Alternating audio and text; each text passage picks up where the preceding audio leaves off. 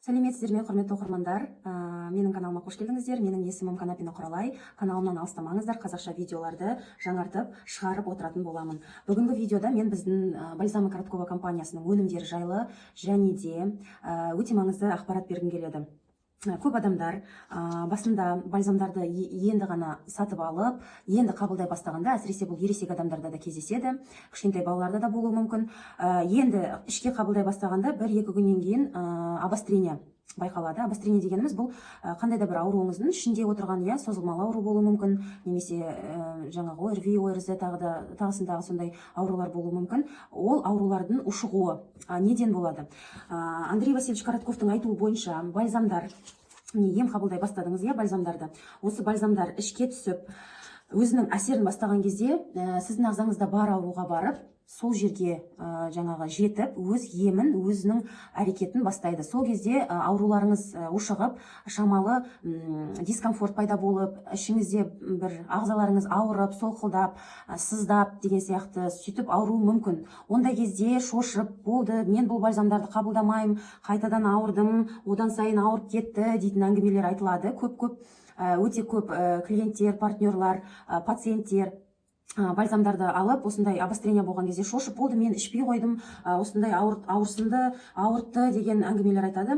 Одан қорқудың ешқандай қажеті жоқ. Андрей Васильевичтің айтуы бойынша, бұл ағзамыздың өзінің сондай бір жауабы бальзамдарға. Ол қалыпты жағдай.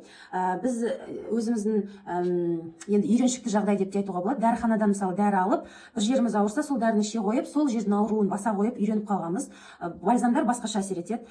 Тек қана мысалы аурудың симптомдарын жауып қоя салмай, ол аурудың болған мәселесіне дейін жетіп, причинасына дейді ғой, сол причинасына жетіп, сол причинасын емдей бастайды. Сондықтан ағзаңызда шамалы ушығу, ауру, обострение, жаңағы дискомфорт, тағы да бір жерлеріңіз ауырып бастап, сондай жағдай болуы мүмкін, ол қалыпты жағдай. Свечи, мысалы, женский немесе мужской жаңағы ауруларға байланысты свечи қабылдаған кезде де, мысалы, әйел адамдардың асты ауырып, сыздап, шамалы, мысалы, выделениялар сияқты бірдеңелер шығуы мүмкін. Оған да қатты шошымай, дұрыстап ойланып, осы бальзамдар әсер етіп жатыр-ау деп ойланып, ары қарай қабылдай беру керек. Мысалы, Андрей Васильевичтің емдерінде, рекомендацияларында әр ауруға курс 2 айдан кем емес, 2 ай ішу керек кем дегенде.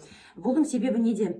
Андрей Васильевич өзінің лекцияларында түсіндіріп айтқан кезде былай айтады. Мысалы, адам ағзасындағы клеткалар әр 90 күн сайын жаңарып отырады, жаңа клеткалар пайда болып отырады. Мысалы, сіздің ағзаңызда бір ауру бар дейік, мысалы, созылмалы бір хронический, мысалы, бір ауру бар.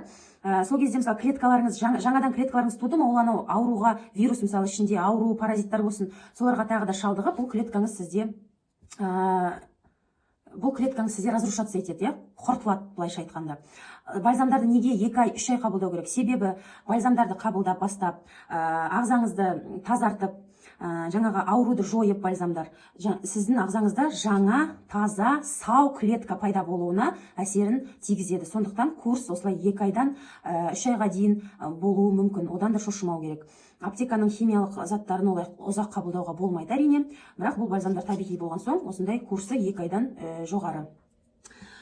Осы ақпаратпен сіздермен бөліскім келген болатын. Мені тыңдап отырған менің партнерларым, клиенттерім болса, құлақтарыңызға алтын сырға, өздеріңіздің таныстарыңызға, жақындарыңызға, барлықтарына айтыңыз осы ақпаратты. Бальзамдарды қабылдай бастағанда бір ауырсынуларды сезіну, бұл қалыпты жағдай. Жай ғана ол кезде, мысалы, 1-2 күнге қабылдап жатқан бальзамдарыңызды қоя тұрып, сол 2-3 күн бойы тек қана сорболют, энтеросорбент минерал гельді ғана ішіп, ағзаңыздың жаңағы токсиндарын ағзаны тазалап, сосын қайтадан 2-3 күннен кейін обострение өткен соң, осы бальзамдарды қайтадан қабылдай бастауға болады. Бірақ болды, мен ештеңе қабылдамаймын, осымен бітті, емім бітті деген сияқты әңгімелерді айтпау керек. Барлықтарыңыз сау болыңыздар, менің каналыма жазылыңыздар, және де толық өзіңіздің диагнозыңыз арқылы кеңес алам десеңіздер, төмендегі WhatsApp нөмірге хабарласуларыңызға болады. Сау саламатта болыңыздар.